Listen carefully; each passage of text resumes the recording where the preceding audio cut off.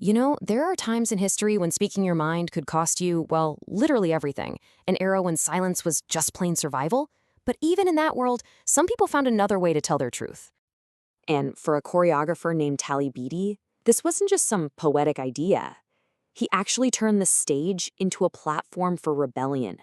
Every gesture, every leap, it was all a powerful statement, especially when words were just too dangerous to use. And that brings us to the big question, right? The central mystery we're going to dig into today. How could a voice that powerful, that influential, just kind of become a whisper in the history books of dance? Okay, so to get to the bottom of this, we have to understand the man himself. Talley Beatty was, and I mean this, one of the most gifted and politically charged choreographers of the entire 20th century. And his work, it was anything but quiet. See, at the very heart of his mission was this pretty radical idea. He wasn't just creating dances, he was creating living documents. He used the human body to show the deep psychological wounds of racism, while at the very same time celebrating the incredible strength and beauty of resilience. His work was fierce, unflinching commentary. But a voice like that doesn't just appear out of nowhere, you know? It's got to be shaped, it's got to be sharpened. And for Beatty, that whole process started under the guidance of a true legend. I'm talking about Katherine Dunham. The woman was an absolute force of nature. Part anthropologist, part dancer, she was one of the very first people to take the rich, incredible movements of African and Caribbean dance and give them a formal structure for the concert stage. And guess who was one of her star students? Yep, Talley Beatty. And this is where we see the crucial difference. Beatty, he soaked up everything Dunham taught him, the discipline, the technique, the form. But then he infused it with something deeply personal, the raw, gut-punch emotion of jazz, and the undeniable truth of his own struggle in America. This quote just nails it, doesn't it? It's that powerful fusion mixing that rigorous technique with lived harsh reality that became his signature, his genius. He created a completely new kind of truth on stage. So to really get his impact, we've got to look at his masterpiece. We're going to focus on one single iconic work that feels less like a dance and a lot more like a sermon. All right, let's set the scene. The year is 1947. Beatty creates this solo masterpiece that's going to echo through the decades. It's called Mourner's Bench. Get this, he tells an entire story with just his body and a single bench. It starts with this deep spiritual anguish, the sheer weight of living in the Jim Crow South. That bench becomes everything. It's an altar for prayer, but it's also a battlefield for an internal war.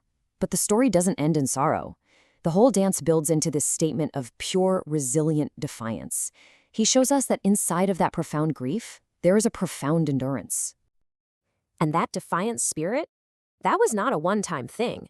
Mourner's Bench was really just one chapter in a whole career dedicated to telling the story of Black America. You can just see this clear pattern in his work over the decades.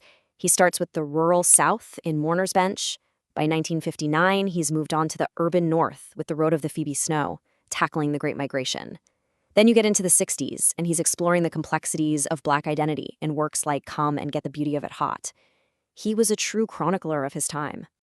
I mean, think about it. Before social media, before the kind of protests we see today, there was choreography. And Beatty's dances were exactly that. They were living, breathing manifestos. They told the stories that America was often pretty unwilling to read in the newspapers or in the history books. Which brings us right back to that central paradox. If his work was so important, so groundbreaking, why isn't he a household name? His influence is absolutely undeniable. You can see his artistic DNA everywhere.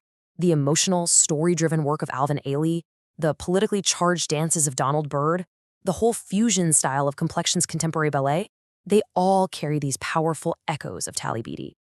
So what is that disconnect? Why was his style, his emotional language, so easily absorbed into the mainstream of American dance, while his name was so often left behind? It's a question that honestly speaks volumes about how history gets written and who gets to hold the pen.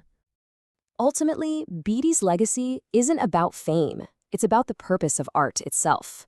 I don't think he craved celebrity. He demanded recognition for the struggle that shaped the very rhythm of his work. For Talley Beatty, movement was a form of memory.